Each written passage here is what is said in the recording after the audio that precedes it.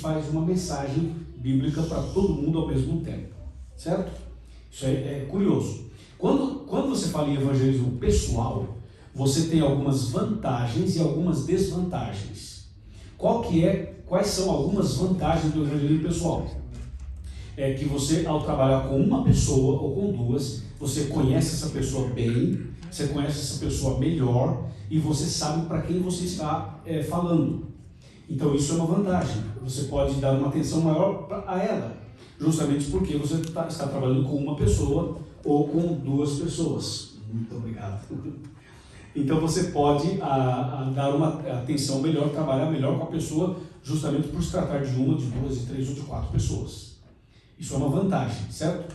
Existe uma desvantagem que poucos percebem, que quando você faz um trabalho individual, você pode ter uma amizade tão grande com a pessoa que você está trabalhando, a sua amizade pode ser tão grande que, por incrível que pareça, a amizade pode ser um bloqueio. Sabe quando você tem uma amizade muito grande com alguém e você não tem coragem de fazer um apelo para ela se entregar a Jesus, porque a sua amizade com ela é tão grande que você tem dificuldade de falar para ela, você precisa se batizar, você precisa parar de fumar, você precisa parar de beber. A gente tem uma certa dificuldade aí. Então, a amizade é importante no processo, mas ela não pode ser um bloqueio no processo de evangelismo, certo? Quando você fala em evangelismo público, nós temos algumas vantagens. Por exemplo, numa multidão pequena ou uma multidão maior, uma multidão pequena, claro, se você tem aqui 50 pessoas, pode ser uma multidão, se você tem 200, pode ser, mas se você tem 400, 500, é muito mais gente. Então, se você tem um grupo grande te assistindo, você tem algumas vantagens. As pessoas tímidas, no meio da multidão, elas conseguem se manifestar porque não são únicas. Não é uma pessoa sozinha. Ela pode ser tímida, mas no meio da multidão ela levanta a mão, ela se manifesta e tal por causa da multidão. Por outro lado, tem gente que se esconde na multidão e não se manifesta também. Então, todos os dois tipos de evangelismo, pessoal e público, você vai ter essas pequenas dificuldades e também as vantagens que nós aqui demos como exemplo. O que Josué está falando? Seja o evangelismo público ou pessoal, ele fala que o princípio é santificar-se, porque Deus fará maravilhas. Então, esse aqui é o princípio bíblico para a pregação do evangelho. Primeiro, santificação. E segundo, a pregação. Esse mesmo princípio está em Lucas 4, verso 18. Quando Jesus, na sinagoga de Nazaré, ele abre o livro de Isaías e fala assim: o Espírito do Senhor está sobre mim e me ungiu para evangelizar. Então, o princípio é o mesmo aqui. A unção, a consagração, a comunhão com Deus, o poder do Espírito Santo entre você, com Deus, na comunhão com Deus. E Deus fala: se você se consagrar, se você se santificar, se você se entregar a mim, se você andar comigo, eu vou usar você para fazer maravilhas. Então é assim, a pessoa que só ora, lê a Bíblia, ora, e não dá um estudo bíblico, não faz uma visita, não faz evangelismo, essa pessoa está fazendo algo incompleto. Incompleto.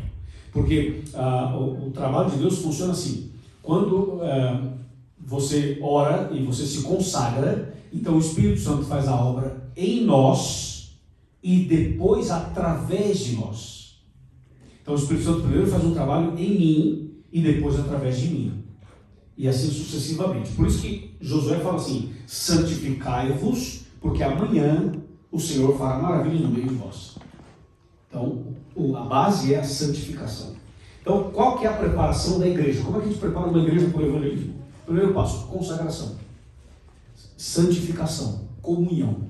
E isso tem que ser feito individualmente e coletivamente, preparando a igreja para o evangelismo.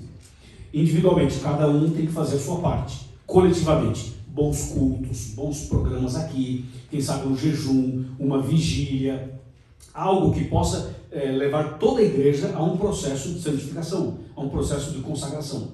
Entendeu? Então, como preparar a igreja para o evangelismo? Primeiro passo, consagração, individual e coletivo, toda a igreja. Certo? Agora, além de preparar a igreja espiritualmente, nós temos também que preparar a igreja em equipes.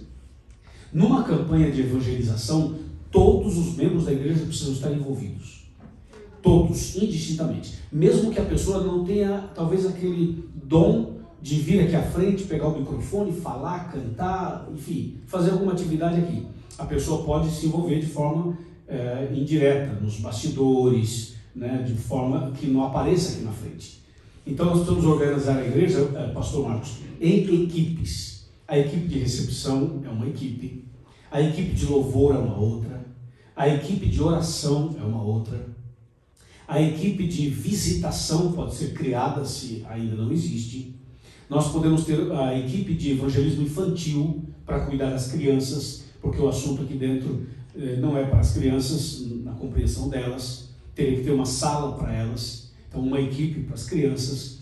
Nós poderíamos ter uma equipe só para cuidar dos apelos, uma equipe para cuidar das transmissões, das mídias, redes sociais. Nós podemos ter equipe, por exemplo, para cuidar de alimentos, fazer um suco, oferecer um lanche para as pessoas todas que participarem da campanha. Então nós temos que organizar a igreja em equipes, todo mundo participando de uma equipe.